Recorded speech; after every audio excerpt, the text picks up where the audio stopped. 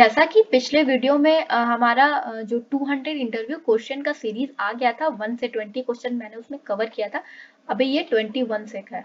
Question number 21, what is the full form of UTM? UTM का full form क्या है? तो यूनिवर्सल टेस्टिंग मशीन, जिसमें हम लोग टेस्ट कंडक्ट करते हैं।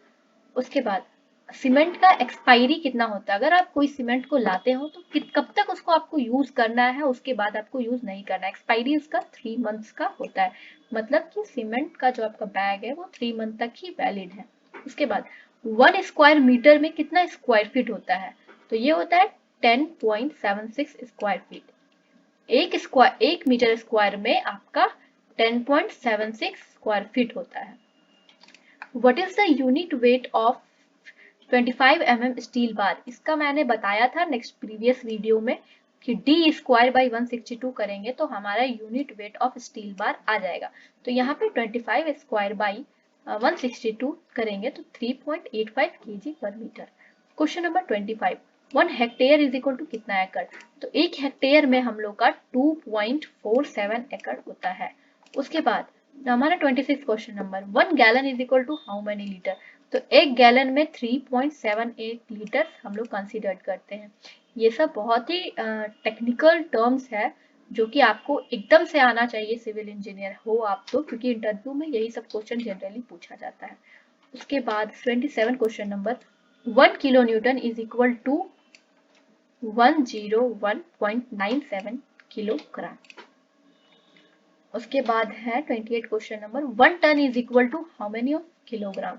तो 1 टन, 1 टन में 1000 केजी होता है। ये सब क्वेश्चन आई थिंक आप जानते होंगे। Question number 29, maximum free fall of concrete allowed is? जो कंक्रीट हम लोग बनाते हैं उसके बाद मान लीजिए सपोज कि आपका एक्सकवेशन वर्क हुआ है, नीचे आपको पीसीसी देना है या फिर आप फाउंडेशन का ढलाई कर रहे हो, तो फाउंडेशन में जो आप कंक्रीट ऊपर से नीचे गिराओगे तो फ्री फॉल जो होगा कंक्रीट का फ्री फॉल, तो उस कितना आप मैक्सिमम कितना हाइट तक उसको फ्री फॉल करवा सकते हो? तो मैक्सिमम हमारा 1.5 मीटर है। अगर उसके ज्यादा से हम लोग फ्री फॉल कराएंगे तो हमारा कंक्रीट सेग्रीगेट हो जाएगा। इट मीन्स कि सारा जो मटेरियल है, सीमेंट अलग, वाटर अलग, बालू अलग, सब ऐसे बिखर जाएगा, अलग अलग सेपरेट हो जाएगा। तो इसीलिए हम लोग maximum free fall of concrete 1.5 metre ही कर सकते हैं। उससे ज्यादा अगर हाइट है तो हम लोग फ्री फॉल नहीं करवा सकते, मैनुअली हम लोग को लेके जाना होगा। Question number 30, instrument use for level work on A construction site, it's dumpy level. Dumpy level को हम लोग लेवल वर्क के लिए यूज करते हैं। Question number 31, minimum bar in circular column should be? Circular column अगर आप बनाते हैं तो आपको मिनिमम 6 बार्स देने हैं, और अगर स्क्वायर कॉलम है तो 4 बार मिनिमम है, 4 number of bar. What is the full form of AAC? AAC concrete है, ये एक टाइप ऑफ कंक्रीट है। इसका फुल फॉर्म क्या है? तो इसको आपको बोलना है autoclaved aerated concrete. What is the full form of NDT? Non descriptive test. Question number 34, what is the full form of JCB? Joseph Cyril Bamford. Question number 35, which test is conducted to determine the bearing capacity of soil? soil का bearing capacity निकालने के लिए कौन सा test हम लोग conduct करते हैं? तो सिंपली ये है प्लेट लोड टेस्ट। हम लोग सॉइल का प्लेट लोड टेस्ट करते हैं, जिससे हम लोग को सॉइल का बेयरिंग कैपेसिटी का बारे में पता चल जाता है। उसके बाद question number 36, ring and ball test are conducted on which construction material? कि रिंग एंड बॉल टेस्ट जो हम लोग करते हैं ये कंस्ट्रक्शन के कौन से मटेरियल पे हम करते हैं? तो ये हमारा है ब्यूटामिन। ब्यूटामिन जो अलकतरा है उसके लिए हम लोग रिंग एंड बॉल टेस्ट करते हैं। Question number 37, minimum hook length as पर आईएस कोड? मिनिमम जो हुक लेंथ है वो हम लोग एज पर आईएस कोड कितना देते हैं? तो वो हम लोग 75 mm देते हैं, जो कि मिनिमम है। What is the extra length of bent up bar? जो बेंट अप हम लोग बार को जो बेंट करते हैं तो जो एक्स्ट्रा लेंथ हम लोग कितना लेते हैं? तो 0.45 d लेते हैं। उसके बाद आ गया what is the least count of dumpy? I think ये क्वेश्चन रिपीट हुआ है, ये क्वेश्चन फर्स्ट वीडियो में भी था। जो डंपी लेवल का लीस्ट काउंट है वो है 5 mm, और इसी को हम लोग बोलते हैं एक्यूरेसी। डंपी लेवल का एक्यूरेसी कितना है? तो ये एक्यूरेस अप टू 5 mm है। उसके बाद आ जाते हैं question number 40, what is the full form of EGL?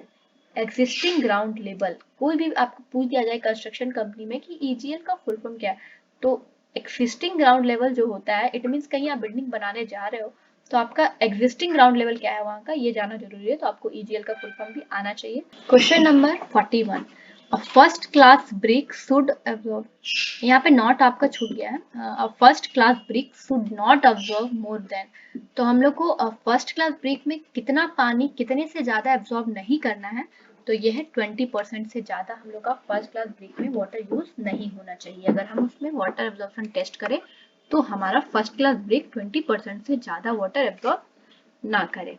उसके बाद हमारा 42 नंबर क्वेश्चन है, number of brick used in 1 cubic metre of brick work, अगर हम लोग ब्रिक वर्क करते हैं तो 1 क्यूबिक मीटर में कितना नंबर ऑफ ब्रिक लगता है, तो ये है हमारा 500 ब्रिक्स लग जाता है। The normal consistency of Portland cement, Portland cement का नॉर्मल कंसिस्टेंसी कितना होता है, तो वो होता है 25%। The expansion in Portland cement is tested by, जो हमारा पोर्टलैंड सीमेंट है उसका एक्सपेंशन जो हो जाता है उसको हम लोग कैसे टेस्ट करते हैं, तो वो हम साउंडनेस टेस्ट से टेस्ट करते हैं। उसके बाद according to IS code full strength of concrete is achieve after, किसी भी कंक्रीट का जो फुल स्ट्रेंथ है वो कितने दिन बाद अचीव होता है एज पर आईएस कोड, ये होता है 28 डेज, 28 डेज तक हम लोग उसको टेस्ट करते हैं, उसके बाद ही वो फुल उसका स्ट्रेंथ अचीव हो जाता है। What is the volume of one bag of cement? It's 0.035 meter cube. Question number 47. Minimum grade of concrete used for RCC. RCC work हम लोग जब भी करते हैं तो मिनिमम हम लोग को ग्रेड लेना है M20। आप लोग यहाँ पे बताइए कि M20 का रेशियो क्या होता है कमेंट बॉक्स में। Question number 48, cement expire after, कोई भी सीमेंट 3 मंथ बाद एक्सपायर हो जाता है। What is the full form of DPR? Detail project report, किसी भी प्रोजेक्ट का जो डिटेल रिपोर्ट तैयार करके हम लोग देते हैं उसी को बोलते हैं DPR। ये क्वेश्चन आपसे इंटरव्यू में पूछा जा सकता है कि DPR क्या होता है, तो उस केस में आपको बताना है DPR होता है डेली प्रोजेक्ट रिपोर्ट, उस केस में आपको बताना है कि DPR होता है डिटेल प्रोजेक्ट रिपोर्ट, किसी भी प्रोजेक्ट का डिटेल में जो हम लोग रिपोर्ट देते हैं उसी को DPR बोलते हैं।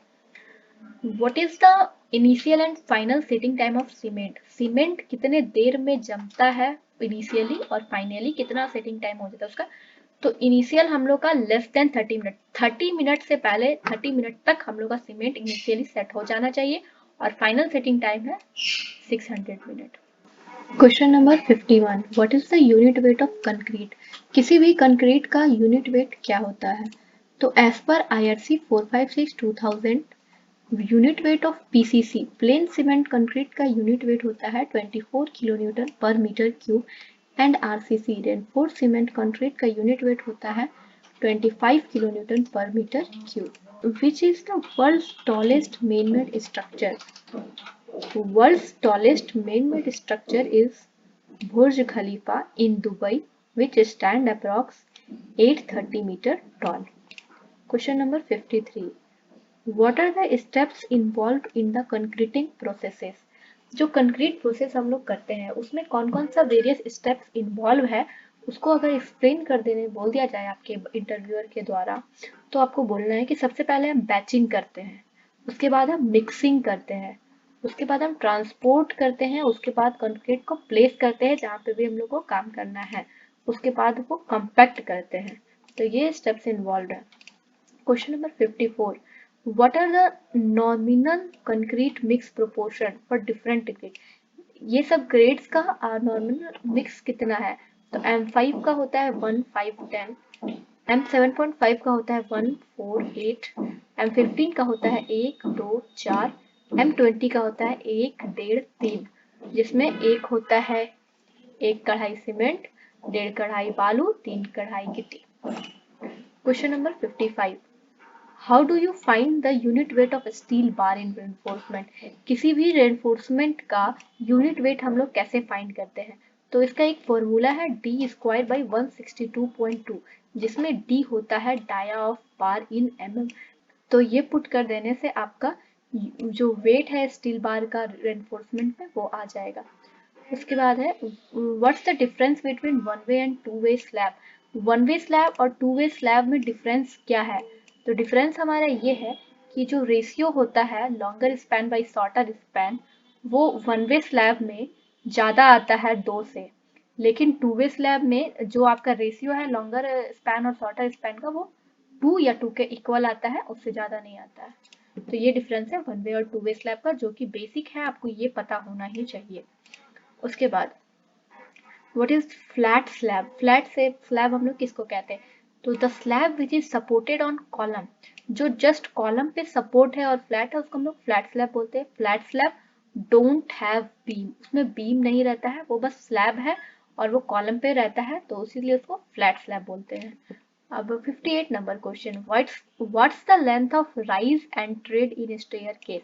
किसी भी स्टेयर केस में राइज और ट्रेड का लेंथ कितना होता है? तो राइज हम लोग 150 से 200 mm लेते हैं और ट्रेड हम 250 से 300 mm लेते हैं। Length of rise and tread है। उसके बाद question number 55, what do you know by segregation? Segregation is a separation of cement sand from aggregate. जो हमारा कोई भी कंक्रीट है उसमें सेग्रीमेंट मींस कि सीमेंट और सैंड और एग्रीगेट तीनों जो अलग अलग हो जाता है, सेपरेट हो जाता है, उसी को हम सेग्रीगेशन बोलते हैं। This is cause due to water cement ratio.